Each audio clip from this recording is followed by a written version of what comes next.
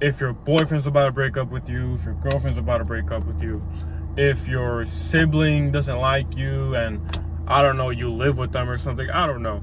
The number one thing you can do right now in this instant, this moment, is to literally breathe. Because panicking doesn't solve shit. It doesn't solve anything. Anything at all. It doesn't solve nothing. So the more you panic, actually, the worse it gets. So be quiet, breathe, stretch, work out, do something to get your mind off of it. Now, when it comes to not worrying, I would say overthinkers have an advantage. Why do overthinkers have an advantage? I know it should be the opposite. Like, people who don't overthink should be worrying less. But if overthinking actually helps you better. How does it help you better? Well, second off, that's going straight into our second step, our second point, and that's acceptance. Actually accepting what is happening in front of your eyes, or accepting that something will happen and it's going to happen. You have to accept it. Literally, the faster you accept it, the faster you'll get better, the faster you'll worry even less. Now, you can literally eliminate stress. You can literally eliminate the factor of worrying completely, literally, depending on how fast you can accept it. Now, how does overthinking help you in this situation? Literally, when you overthink, you have 10 million outcomes happening in your brain within seconds every single time you think something bad is going to happen. Now, why are you thinking constantly something's going to happen in the future? Well, that's because you're not living in the present. You're not living in the present moment. You're always thinking about the future. Now, obviously, you should think about the future. A lot of the time, you should always think about the future because, you know, you're planning ahead. You want to figure out what you want to do, all this and that, whether you're 40 or 13, 12, it doesn't matter. You're always going to be thinking about the future because you want to realize that when you're older, you're going to be successful. You're not going to be a failure. You're not going to be this. You're not going to be that. Anyways, the more you think, the more outcomes that's going to be popping up in your head. Why is that good? Why is it that the negative outcomes popping up in your head going to be a good thing? How? Why? The more negative outcomes that pop in your head every single second. For example, let's say that your girlfriend's about to break up with you. You're thinking about all these things that are happening. Why is she going to break up? Is she cheating on me? Is she talking to other guys? Is she been with this person? Is she been with that person? Is it because I did something? Is it because of this? Is it because of that? You're already thinking about all the outcomes that can possibly happen. Now, what if she is cheating? What if she is talking to someone else? What if she is with someone else currently, even at this moment? What if she is with that person? What are you going to do about it? You can't do nothing. Don't do anything about it. Let it happen. Accept it. Accept that she cheated. Accept that this happened. Accept that this person did you wrong. What's next? Well, you already got through it. What is it to worry about? Well, it already happened. In your head, it already happened. So now, when it does happen, or even if when it doesn't happen, it doesn't matter. You already went through it in your head. You played that outcome in your head. You probably cried in that moment and you probably accepted to yourself, she cheated. And you probably let it out. You probably cried in your bed, whatever you did. I don't know what you did, just to let it out. As long as you don't hurt someone else and physically, especially physically hurting. As long as you don't physically hurt someone else because someone hurt you emotionally. The more outcomes that pop into your head, and the more that you accept every single outcome that can possibly happen, honestly, you'll have a better life. Honestly, you will have a better life because you're accepting it. Obviously, you don't want it to happen, but there's gonna be times where you're like, it happened. We gotta move on. Literally, the first stage to not worrying and stop stressing is to literally accept it.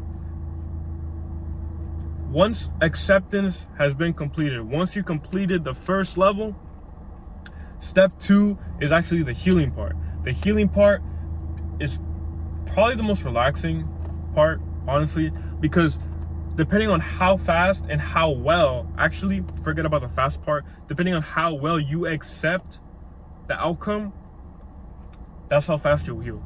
Why? Because if you accept it fast, let's say you accept an outcome fast, let's say you're gonna get kicked out of the house because something you did. Maybe your mom told you to stop smoking weed in your room, and you continue. What are all the outcomes? You get kicked out. What else? That's it? You're just gonna get kicked out and that's it?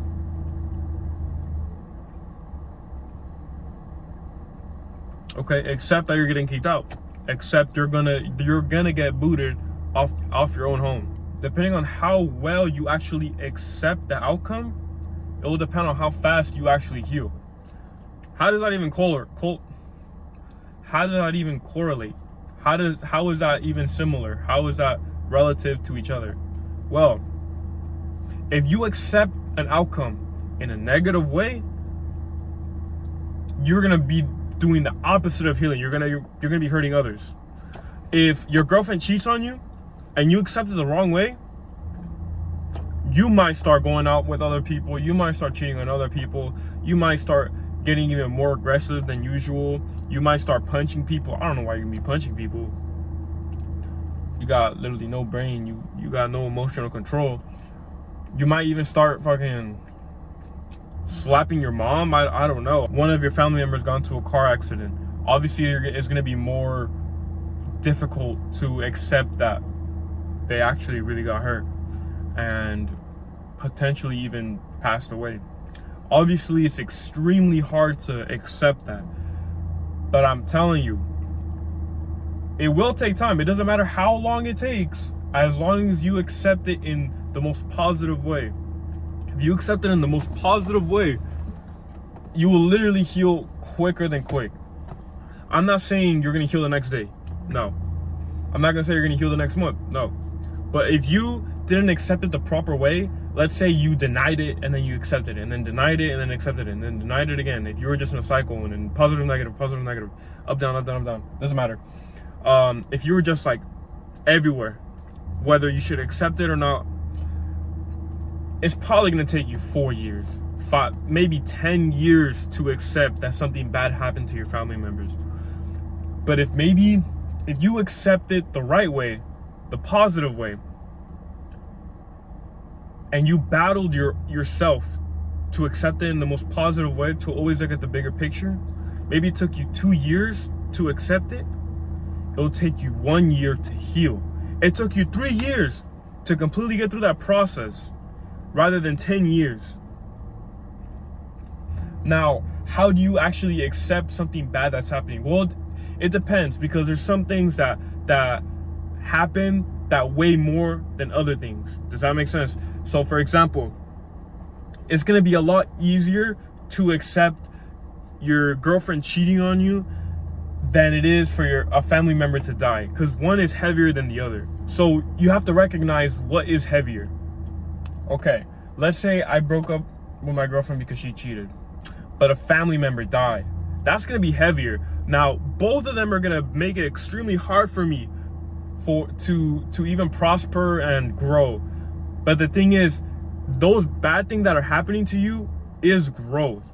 Now, how do you even get through the process of even accepting it? Well, obviously you have to do some type of action. What actions could we possibly be talking about? Working out is probably number one. Working out is literally number one. Number two, finding a new hobby. Fucking play some chess. Start playing a piano. Learn how to play guitar. Play soccer, play football, basketball, something. Do something, bro.